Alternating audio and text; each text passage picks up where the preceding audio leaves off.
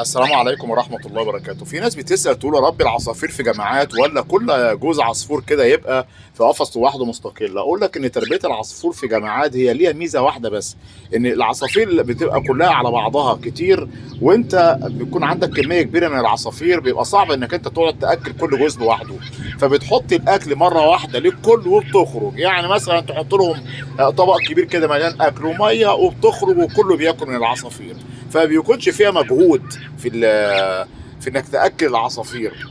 كذلك في النظافه، لكن لما بيكون كل جزء في قفص بتقدر ان انت بقى هنا ايه، يعني بتقعد تاكل كل جزء لوحده وتشرب كل جزء لوحده وتنظف لكل جزء لوحده. اي نعم بيبقى موجود عليك، لكن في نفس الوقت بيبقى احسن لك بكتير من التربيه في جماعات.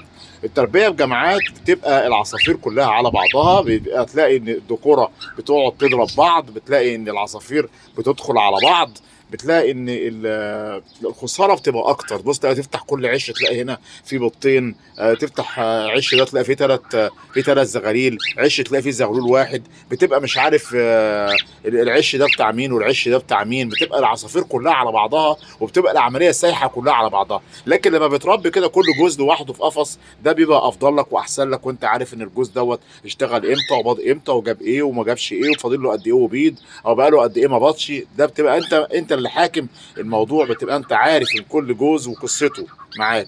بيبقى احسن في انك انت كمان لو في عندك مثلا عصفور لا قدر الله تعب عيان بتاع، بيبقى قفص لوحده. لو حد عيب هيعيا اللي معاه يعني لو في مرض مثلا هتلاقي العصفور اللي معاه بس هو اللي هيمرض، مش هتلاقي كل العصافير جالها المرض مره واحده زي اللي بيربي في جامعات. لان اللي بيربي في جامعات لو مثلا عصفورتين ثلاثه جالهم المرض، تبص تلاقي ينقل المرض لجميع العصافير كلها، وتضطر ان انت لازم تعالج العصافير كلها. انما لما اللي انت شايفه ده كده هوت، لما تلاقي العصافير عندي هوت مثلا حاطط كم عصفور في قفص، ده اسم المطار دوت انا بحط فيه الزغاليل. تمام، بعد ما بتطلع عندي لغايه ما اكبرها، وبعد ما بتكبر ببدا ان انا اخد كل جزء لوحده واحطه في قفص لوحده. يبقى هنا تربيه الجماعات طب بتنفع في انهي نوع من انواع العصافير؟ بتنفع في الزبره، حلوه جدا في الزبره. الزبره بيحب ان هو يعيش في جماعات، لكن الكوكتيل مثلا والروز لا، بيحب ان هم كل جوز يبقى لوحده، كل الذكر متجوز النتايه وعايشين هم الاثنين كده في هدوء ومية مية، وما حدش بيقعد يناقرهم، ولا في ذكر يقعد يضرب الذكر ولا كلام من ده. تمام، بيبقى افضل لك انك انت تربي كل جزء في قفص. وانا قلت النهارده الفيديو ده ليه؟ علشان خاطر بلاقي فيه اسئله بتجيلي وتعليقات على القناه، يا ترى التربيه الجماعيه افضل ولا التربيه كل جوز لوحده هو اللي افضل؟ اقول لك لا طبعا، كل جوز لوحده افضل. بتربي الجماعي بس كده لما بيكون عندك مثلا عندك بسم الله ما شاء الله مثلا ربنا رزقك بزغاليل ولا حاجه، بتحطهم كده في قفص مطار، وتبدا انك انت طبعا تاكلهم وتراعيهم وتاخد بالك منهم.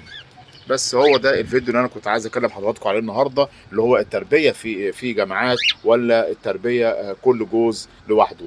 اللي تربيه في جماعات زي ما قلت لحضراتكم الزبره هو اللي بيحب تربيه جماعات. بص تلاقي ممكن ذكر واحد ياخد نتايتين، تمام، وثلاثه كمان.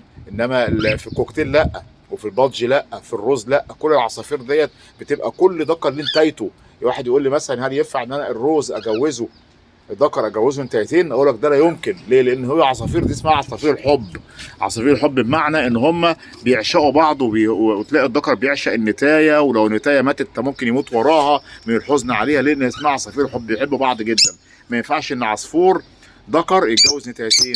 كذلك في البادجي، كذلك في الكوكتيل. الكوكتيل لا يمكن طبعا، ده لازم يبقى في تولف ما بين الذكر والنتايه. يعني عشان خاطر هم يتزوجوا هم الاثنين لازم يكون في تولف بينهم، بين الذكر والنتايه. ما ينفعش ان الذكر يتجوز نتايتين. واحد يقول لي طب انا ادي عش اهو واحط عش الناحيه الثانيه واحط نتايتين وذكر، اقول لك لا ما ينفعش.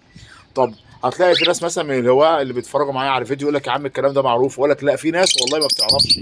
يعني في واحد قبل كده برضه، في ناس قبل كده سالتني في التعليقات يقول لك انا عندي نتايتين وحاططهم مع ذكر وحاطط لهم عشين وما اشتغلوش. لا، خلي بالك في ناس لسه برضه ما عندهاش خبره بالحته ديت، فاكرين ان الذكر ممكن يتجوز اتنين وكلام من ده. لا طبعا خالص، الكلام ده امتى؟ بس في عصافير الزبره.